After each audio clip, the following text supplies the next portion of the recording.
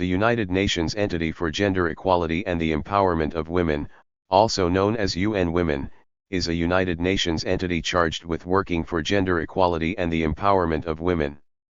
UN Women is charged with advocating for the rights of women and girls, and focusing on a number of issues, including violence against women. UN Women was established by a merger of the UN Development Fund for Women, UNIFEM, established in 1976, and other entities and became operational in 2011. The organization operates under a governance structure and has an executive board representing different regions. Former President of Chile Michelle Bachelet was its inaugural executive director and Jordanian Sima Sami Bahouz is its current executive director. UN Women is a member of the UN Development Group. UN Women faced criticism for its response to the Hamas attack on Israel in 2023, with accusations of not condemning Hamas's gender-based war crimes adequately, and for waiting 7 weeks before issuing any statement of condemnation of the sexual violence. In response to UN General Assembly Resolution 63/311, in January 2010 the Secretary-General presented Report A/64/588, entitled Comprehensive Proposal for the Composite Entity for Gender Equality and the Empowerment of Women. In his report, the Secretary-General resolved that, rather than relieving other parts of the United Nations system of their responsibility for contributing to the promotion of gender equality and women's empowerment, the new entity should seek to sharpen the focus and impact of the gender equality activities of the entire United Nations system. Additionally, Secretary-General Ban Ki-moon estimated that approximately $125 million per annum were needed for operating costs and start-up capacity at the country, regional, and headquarters levels. Moreover, an additional $375 million per annum were needed in the initial phase to respond to country-level requests for programmatic support. After years of negotiations between UN member states, women's groups, and civil society, on July 2, 2010 the General Assembly unanimously adopted Resolution 64/289, thus creating UN Women by merging the Division for the Advancement of Women, DA, the International Research and Training Institute for the Advancement of Women, INSTRA, established in 1976, the Office of the Special Advisor on Gender Issues and Advancement of Women, OSAGI, established in 1997, and the UN Development Fund for Women, UNIFEM, established in 1976. Secretary-General Ban Ki-moon announced at the founding of the movement that he was grateful to member states for having taken this major step forward for the world's women and girls. UN Women will significantly boost UN efforts to promote gender equality, expand opportunity, and tackle discrimination around the globe. On September 14, 2010, it was announced that former President of Chile Michelle Bachelet was appointed as head of UN Women. Various countries supported the creation of the body and welcomed Bachelet as chief. During general debate at the opening of the 65th General Assembly of the UN, world leaders commended the creation of the body and its intention to empower women, as well as welcoming Bachelet as the inaugural head. On March 11, 2011, John Hendra of Canada and Lakshmi Puri of India were appointed as first deputy executive directors at the level of UN Assistant Secretary-General. The provisions set forth by Resolution 63/311 on system-wide coherence, adopted by the General Assembly on October 2, 2010, constituted the blueprint for UN Women.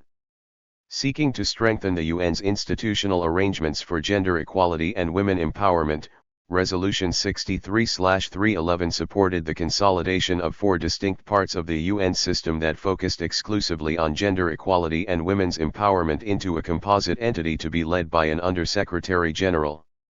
Moreover, the resolution requested that the Secretary-General produce a proposal specifying the mission statement of the composite entity and its organizational arrangements, including an organizational chart, funding, and the Executive Board to oversee its operational activities. Resolution 64/289 determined that the entity should be headed by an Under-Secretary-General, to be appointed by the Secretary-General in consultation with member states, for a term of 4 years, with the possibility of renewal for one term. The organization is governed by a multi-tiered intergovernmental governance structure in charge of providing normative and operational policy guidance. The General Assembly, Economic and Social Council, and the Commission on the Status of Women, CSW, constitute the governance structure that sets forth the normative policy guiding principles of the entity. The intergovernmental governance structure in charge of providing operational policy guidance to UN Women includes the General Assembly, the Economic and Social Council and the organization's Executive Board. The latter consist of 41 members, elected by the Economic and Social Council for a term of 3 years and distributed as follows: 10 from the group of African states, 10 from the group of Asian states, 4 from the group of Eastern European states, 6 from the group of Latin American and Caribbean states, 5 from the group of Western European and other states, 6 from contributing countries. 4 seats will be selected by and from the top 10 largest providers of voluntary core contributions to UN Women. The remaining 2 seats will be allocated to 2 developing countries not members of the Development Assistance Committee of the Organization for Economic Cooperation and Development, DAC/OECD. These 2 countries will be selected by the developing countries not members of the Development Assistance Committee among the top 10 providers of voluntary core contributions to the entity. The resources required to fund all normative processes are obtained from the entity's regular budget and approved by the General Assembly, whereas the budget for service operational processes and activities at all levels are funded from voluntary contributions and approved by the Executive Board of UN Women. Jordanian Sima Sami Bahouz is the Executive Director of UN Women as of 2023. The mandate and functions of UN Women consist of the consolidated mandates and functions of the Office of the Special Advisor on Gender Issues and Advancement of Women, the Division for the Advancement of Women, the United Nations Development Fund for Women, and the International Research and Training Institute for the Advancement of Women. In addition, the entity must lead, coordinate, and promote the accountability of the United Nations system in its work on gender equality and women's empowerment.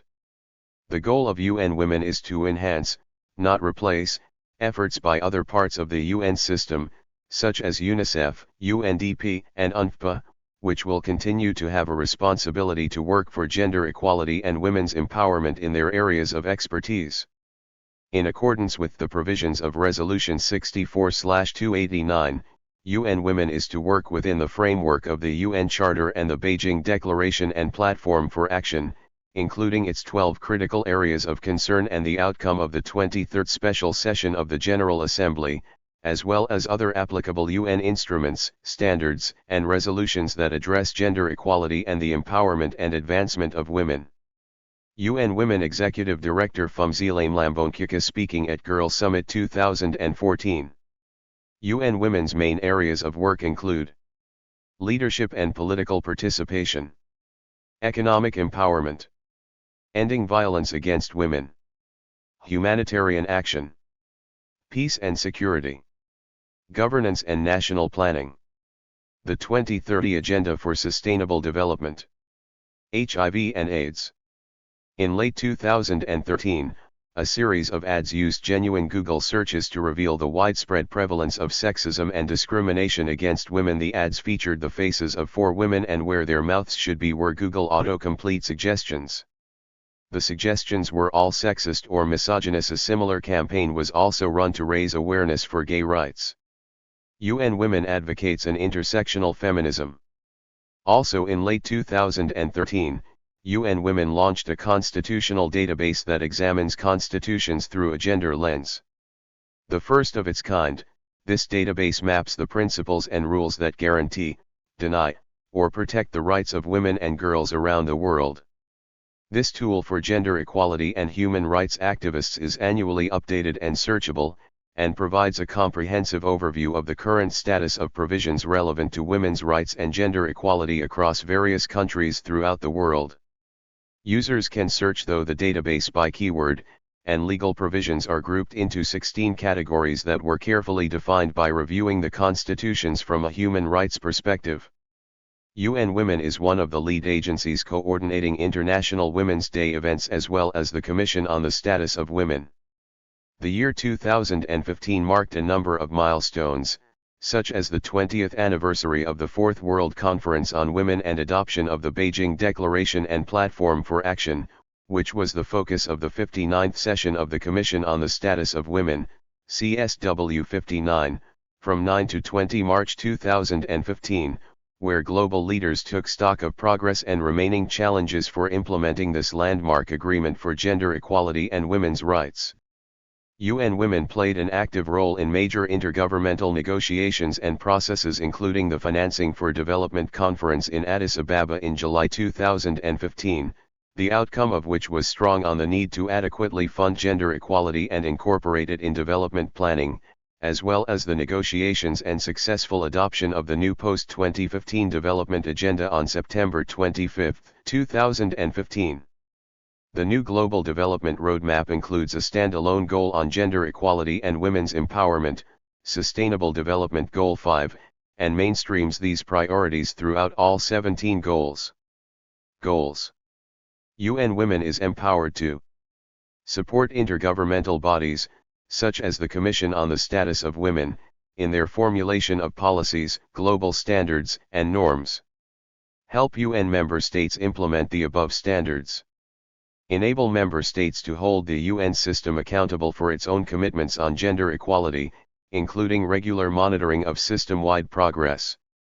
Following the Hamas attack on Israel on October 7, 2023, women's rights groups criticized UN Women for not issuing a timely and clear condemnation of Hamas's gender-based war crimes on Israeli women. Sarah Weiss-Mahdi, senior advisor to the president of the 77th session of the UN General Assembly, said that UN Women refused to acknowledge that atrocities were committed against Israeli women and young girls, despite many of the atrocities having been filmed by Hamas and other Palestinian terrorists themselves.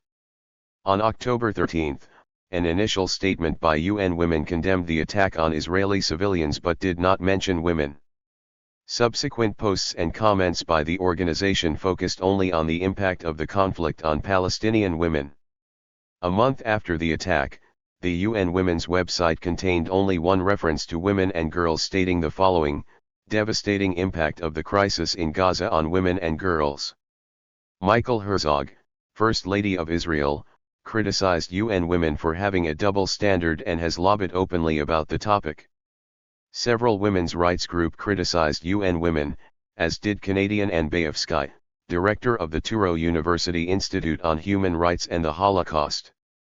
On November 29, over 80 members of the U.S. House of Representatives accused UN Women of disregarding Hamas's gender-based violence on Israeli females and minors in a bipartisan letter driven by Representatives Young Kim, R. California, and Sheila Cherfilis McCormick, D. Florida. The 80 representatives wrote to Union Women Executive Director Sima Bahouz stating, "The failure by UN Women to publicly stand up for Israeli women and condemn Hamas' systematic atrocities undermines UN Women and highlights its one-sided approach." UN Women states that it was one of the first organizations to condemn the attacks by Hamas and their use of gender-based violence. In regards to a deleted post condemning the Hamas attacks, a representative for UN Women gave a statement to the Jewish Telegraphic Agency saying, "In any social media team managing multiple campaigns and during a very busy time like the one we are now in with 16 days of activism, mistakes can occur." Israel's ambassador to the UN criticized UN Women and UN Secretary-General Antonio Guterres for the delay in calling an investigation into the sexual violence committed by Hamas on October 7, 2023. A corresponding protest event took place at the UN on December 4, 2023. UN Women is the United Nations entity dedicated to gender equality and the empowerment of women. A global champion for women and girls, UN Women was established to accelerate progress on meeting their needs worldwide. UN Women supports UN member states as they set global standards for achieving gender equality, and works with governments and civil society to design laws, policies, programs, and services needed to ensure that the standards are effectively implemented and truly benefit women and girls worldwide. It works globally to make the vision of the Sustainable Development Goals a reality for women and girls and stands behind women's equal participation in all aspects of life, focusing on 4 strategic priorities. Women lead, participate in and benefit equally from governance systems. Women have income security, decent work, and economic autonomy. All women and girls live a life free from all forms of violence.